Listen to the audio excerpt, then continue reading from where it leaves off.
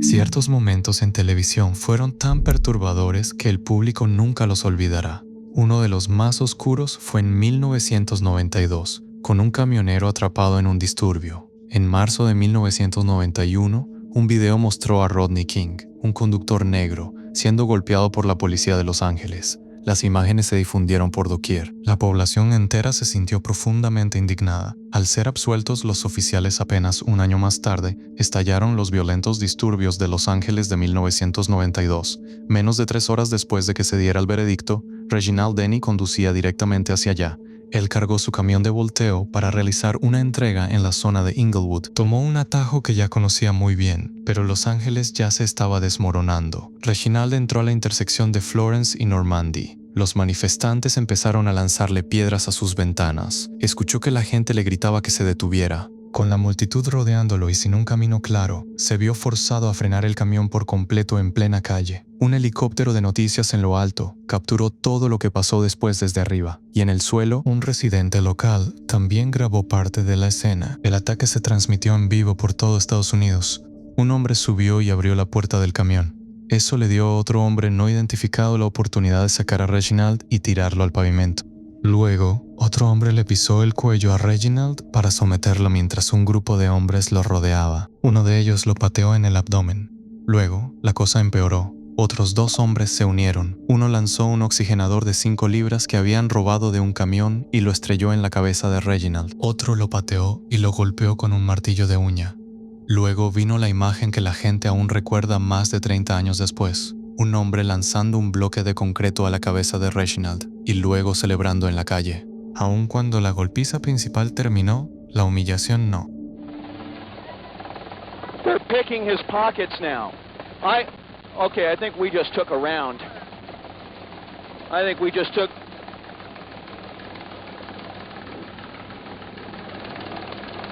Well, this is our job and we're going to stick with it.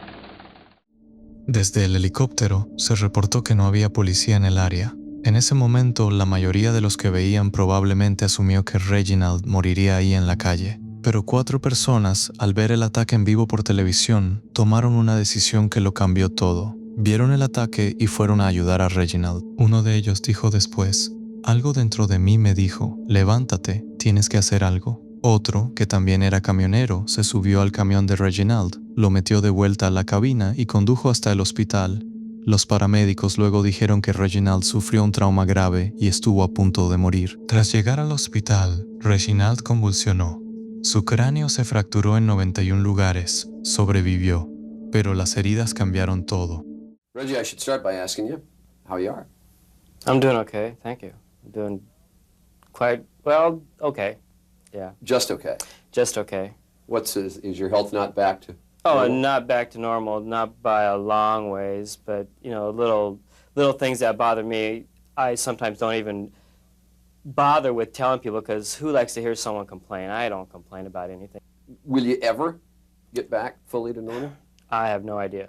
Cuando comenzaron los arrestos oficiales, los primeros 4 acusados fueron conocidos como los 4 de Los Ángeles. Damian Williams resultó ser el más célebre de todos ellos. A pesar de enfrentar cargos graves por intento de homicidio, fue finalmente absuelto. Sin embargo, se le condenó por lesiones graves y otros delitos menores a 10 años, aunque salió bajo palabra tras cumplir solo 4. La historia de Henry Watson fue diferente, pero no por mucho. Tenía 27 años en ese entonces, era un exmarine de Estados Unidos y un exconvicto que ya había cumplido condena por robo a mano armada. Pasó 17 meses en la cárcel esperando su juicio. Y más tarde, en uno de los giros más raros de toda la historia, se disculpó públicamente con Reginald en el programa de Phil Donahue. Antoine Miller, que tenía 19 años en ese entonces, se declaró culpable de agresión grave y evitó ir a prisión.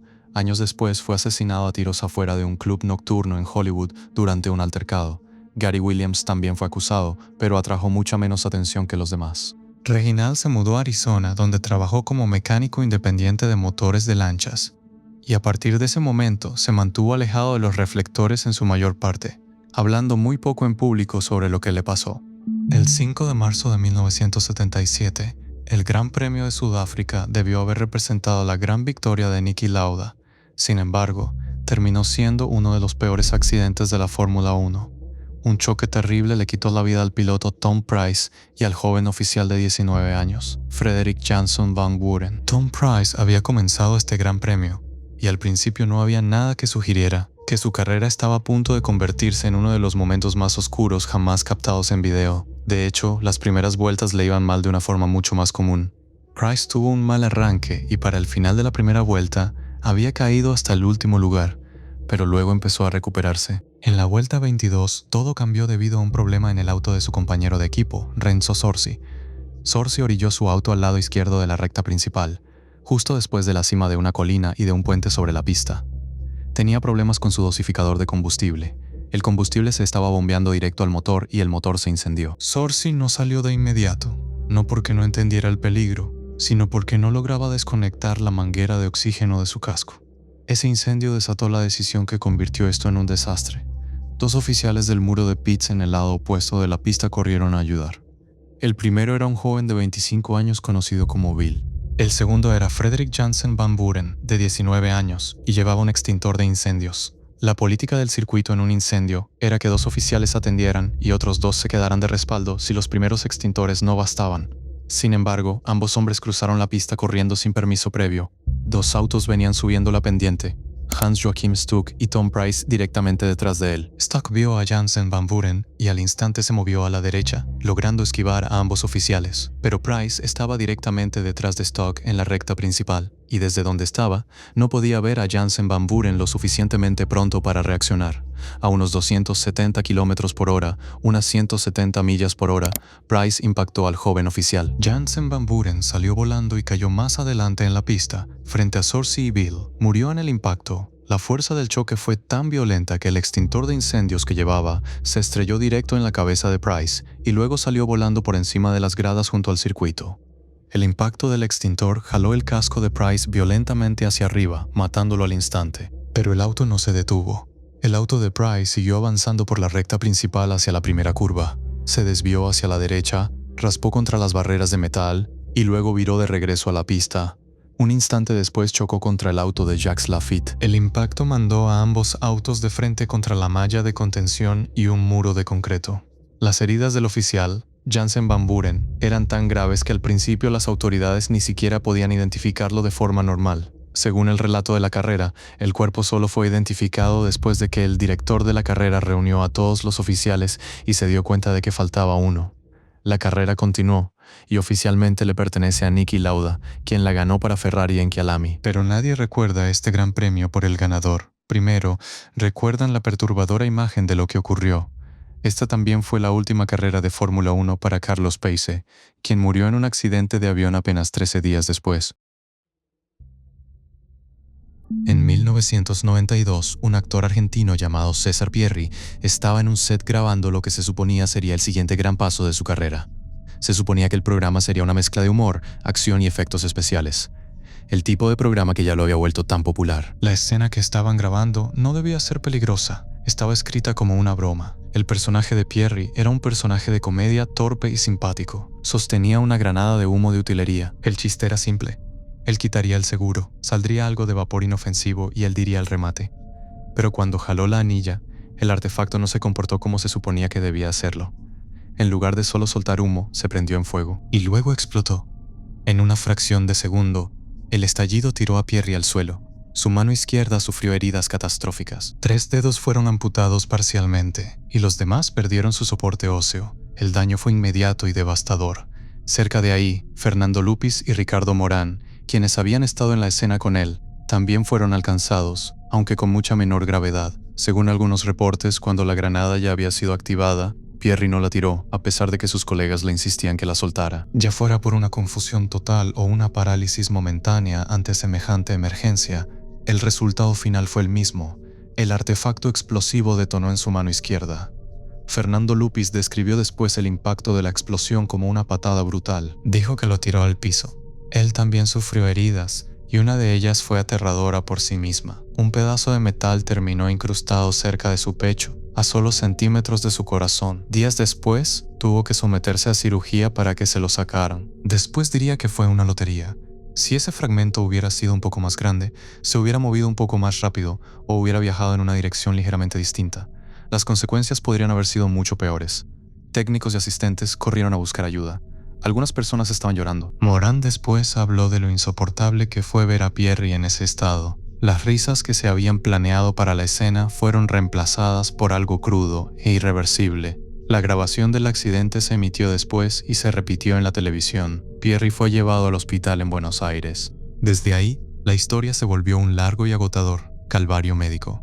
Lo operaron de emergencia y luego le siguieron más operaciones. En total, lo operaron 4 veces durante esos días. En el hospital, la gente lo visitaba constantemente. Colegas, amigos, técnicos, familia. Y los reportes de esas visitas son inquietantes porque describen a alguien yendo y viniendo entre la esperanza y el agotamiento. A veces bromeaba, a veces preguntaba por el rating, como si intentara seguir conectado al trabajo que le acababan de arrebatar. Otras veces, caía en largos silencios. Un técnico que dijo haber visitado a Pierre varias veces, recordó haber entrado a su habitación una noche y encontrarlo solo mirando el techo, apenas hablando, cansado de un modo que se sentía más profundo que el dolor. Con su sola presencia, Pierre se había ganado la reputación de alguien que podía alegrar el ambiente. Pero en ese cuarto de hospital, según esos relatos, esa chispa no dejaba de aparecer y desaparecer. Y ahí es donde la historia se vuelve aún más pesada, porque para entonces se había convertido en una cuestión de si él iba a sobrevivir a la recuperación. 19 días después del accidente, Pierre entró a cirugía por 4ª vez. La operación duró 7 horas, no salió con vida. Casi al final de ese último procedimiento, sufrió un paro cardiorrespiratorio y no pudo ser reanimado. Tenía 37 años. Después de su muerte en el quirófano, surgieron dudas. Algunos reportes y rumores sugerían negligencia, otros mencionaron un error de medicación o demasiada anestesia. Su familia buscó respuestas, y su muerte se discutió públicamente como una muerte dudosa, pero nunca se estableció una responsabilidad penal o médica concluyente. El técnico de efectos especiales, Eduardo Camaño, quedó ligado a la tragedia en la memoria pública. Años después admitió que el evento lo había destruido y dijo que le enseñó que ningún efecto debería probarse por primera vez en un set en vivo. Esa lección, dijo, lo atormentaba profundamente. La lápida de Pierre fue marcada con un simple pero significativo "gracias por hacernos reír".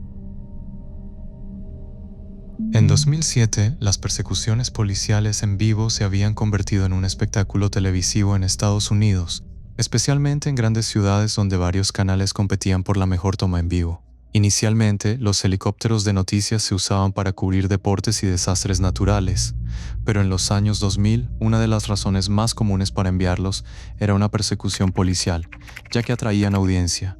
Poco después del mediodía del 27 de julio de 2007, la policía intentó detener una camioneta de plataforma robada. En lugar de orillarse, el conductor echó el vehículo en reversa contra una patrulla y se dio a la fuga. Para los canales de Phoenix, este era exactamente el tipo de noticia de última hora que hacía que todos se movilizaran al instante. KNXT-TV fue la primera en enterarse. El canal no era dueño absoluto de su helicóptero, pero mantenía uno bajo contrato. Asignado a esa aeronave estaba Craig Smith, de 47 años. Con él, ese día estaba el fotógrafo Rick Krolak, cuyo trabajo era operar la cámara de televisión integrada una vez que estuvieran sobre la persecución. A las 12:22 de la tarde, Craig despegó en el helicóptero negro con amarillo del canal y se dirigió hacia el centro de Phoenix. Los helicópteros recibirían autorización en el espacio aéreo, y después de eso, como volaban bajo reglas de vuelo visual, los pilotos eran en gran parte responsables de vigilarse entre ellos mismos. En otras palabras, se les permitía entrar, pero una vez ahí, se esperaba que ellos mismos se organizaran. No estuvieron solos por mucho tiempo. Luego, 10 minutos después, el canal rival KTWK lanzó su propio helicóptero. En los controles estaba Scott Bowerbank, de 42 años. Volando con él estaba el fotógrafo Jim Cox. Para entonces, más helicópteros de otros canales de Phoenix también se movían hacia la zona, todos convergiendo en la misma noticia desde arriba. Según la investigación posterior, 5 helicópteros de noticias operaban sobre la persecución ese día. Además del helicóptero de la policía, Phoenix tenía prácticas informales para este tipo de situación. El primer helicóptero en la escena establecía la posición. Los demás anunciarían sus altitudes y posiciones en una frecuencia local. Se esperaba que los helicópteros de noticias volaran 500 pies por encima del de la policía, y si un piloto quería reubicarse, debía avisarlo. A las 12:46 de la tarde, todo finalmente terminó. And we understand, well, he's pulled over right now. He's about to get out, and looks like he's starting to run. Got several units of the Phoenix police on his tail right here. And Jim stays with it. Looks like he's going to try to take another vehicle here. We'll see if they'll block him in there. Looks like they've got him blocked in there, but he did get... We'll Yeah, see he what can't happens go here. much He further. has stopped. This may be the end of this thing. Well, he's taking Okay, off he's out. running. Okay, now it's a foot chase. Okay, now he's jumped into Now he's in another another vehicle. Okay, okay. All right, they're doors closing open, in. please. Looks Okay. like they've. Oh, jeez. Los helicópteros de KNX-5 y KTBK chocaron en el aire sobre el centro de Phoenix. Mientras transmitían la persecución policial en vivo, los 4 a bordo de los helicópteros perdieron la vida. No se reportaron heridos en tierra. El primer helicóptero se desplomó en un campo del parque y explotó. Segundos después, el otro helicóptero cayó a unos 50 metros de distancia. 2 columnas de humo negro se elevaron sobre el horizonte de Phoenix y empezaron a unirse sobre el parque. La gente en tierra corrió hacia los escombros solo para darse cuenta de que no había posibilidad de que alguien adentro hubiera sobrevivido. La Junta Nacional de Seguridad en el Transporte investigó más tarde el choque. La causa probable, indicaron, fue la falla de ambos pilotos en ver y esquivar al otro helicóptero. Algo que contribuyó a esa falla fue el hecho de que los pilotos no solo estaban volando, también realizaban labores de reportaje y seguimiento visual para las operaciones de noticias de sus canales. Y un factor adicional fue la falta de procedimientos formales a seguir para los pilotos del área de Phoenix. En otras palabras, esto no fue solo mala suerte en un cielo despejado. Los pilotos intentaban hacer demasiado en muy poco espacio y con muy pocas reglas estrictas. En Phoenix, en ese entonces, los pilotos solían actuar también como reporteros mientras coordinaban su posición, altitud y movimiento con otros helicópteros en la misma zona. Durante las transmisiones en vivo, se esperaba que los pilotos siguieran monitoreando la frecuencia local y discutieran sus posiciones entre ellos sin interrumpir la cobertura. Los investigadores también hallaron que los pilotos en Phoenix a veces perdían de vista a otros helicópteros sobre la ciudad, porque las aeronaves podían camuflarse con el paisaje. Incluso el mismo día del accidente, la gente de inmediato empezó a preguntarse si el sospechoso en tierra podría de algún modo ser considerado responsable. El jefe de policía de Phoenix planteó públicamente esa posibilidad, diciendo que el conductor de la persecución podría tener que responder por las muertes derivadas de la tragedia.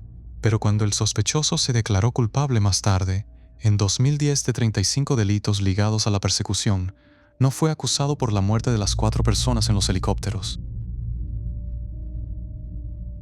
En febrero de 2008, los Florida Panthers jugaban contra los Buffalo Sabres en Nueva York.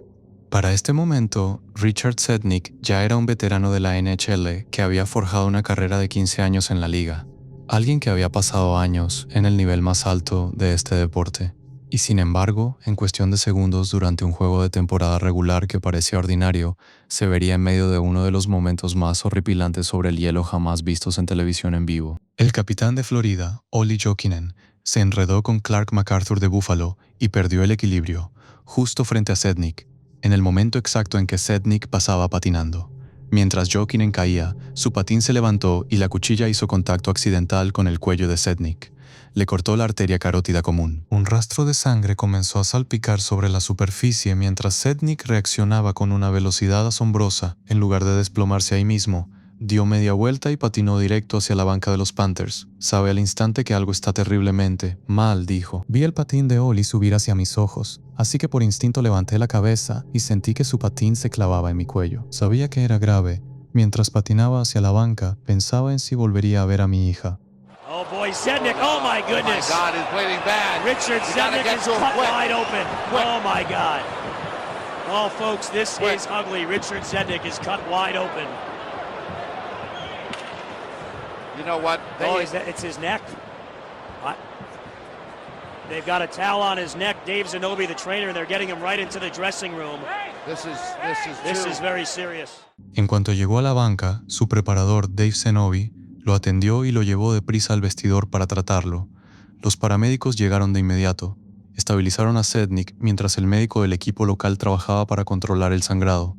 Sednick fue trasladado al hospital de emergencia y tras dejar la arena se anunció que su estado era estable.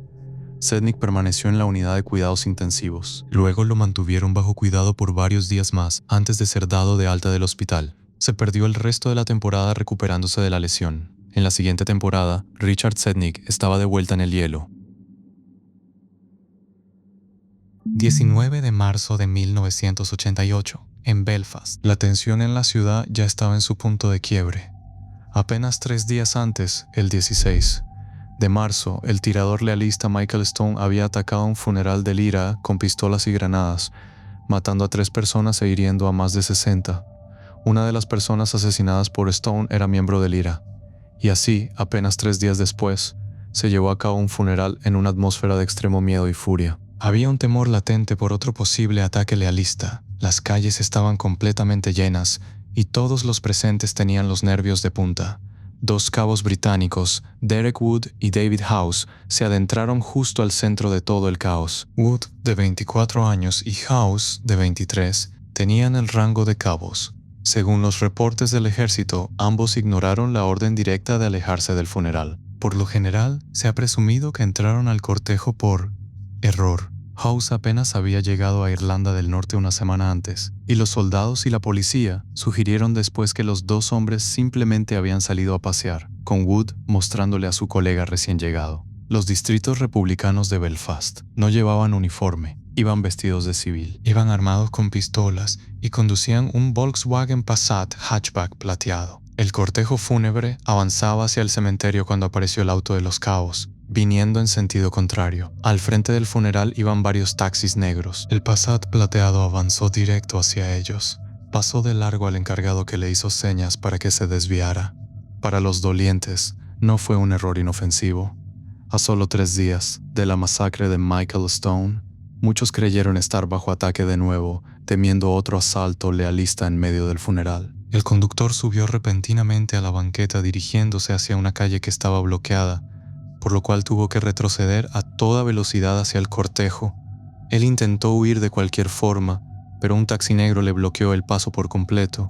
Fue entonces cuando la multitud enfurecida se abalanzó sobre el vehículo. Rodearon el automóvil y rompieron los vidrios para sacarlos por la fuerza. Wood sacó entonces su propia pistola. Él disparó un tiro al aire, logrando dispersar a la gente solo por un breve instante.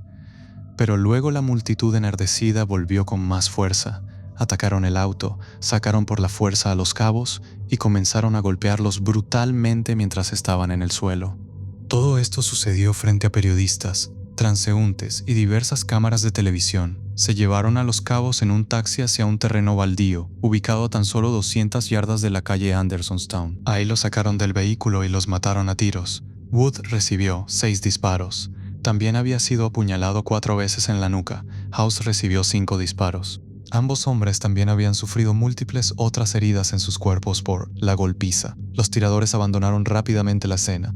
Según un soldado anónimo de los Royal Scots, su patrulla de 8 hombres estaba cerca y de hecho vieron el ataque al auto de los cabos. Pero les dijeron que no intervinieran. Los soldados y la policía no llegaron a la escena sino hasta 3 minutos después de que los cabos ya habían recibido los disparos. Un vocero del ejército británico dijo más tarde que el ejército no había respondido de inmediato, porque necesitaban tiempo para evaluar la situación y también estaban obstruidos por el inmenso tamaño del cortejo fúnebre. Poco después de los homicidios, el IRA se atribuyó la responsabilidad de la ejecución. En 1989, 2 hombres, Alex Murphy y Harry Maguire, fueron declarados culpables de los asesinatos de Wood y House. Ambos recibieron cadenas perpetuas. Gracias por ver el video. Si quieres ver más contenido como este, considera este video que YouTube cree que disfrutarás. Cuídate mucho y hasta la próxima.